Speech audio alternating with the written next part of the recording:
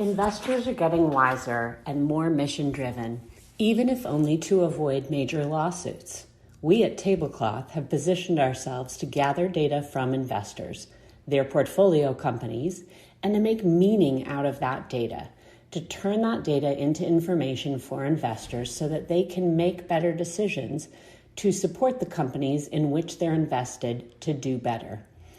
We measure things like, do they pay living wages to employees and provide benefits such as health care, paid time off, and help employees to save for the future. We also look at safety rates and employee demographics. I look at company dashboards all the time that don't pay living wages to many of their employees.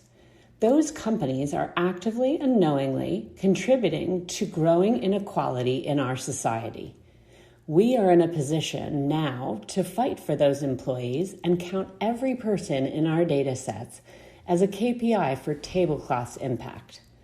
On the environmental side of things, we look at the carbon footprint of businesses, their water usage and waste practices.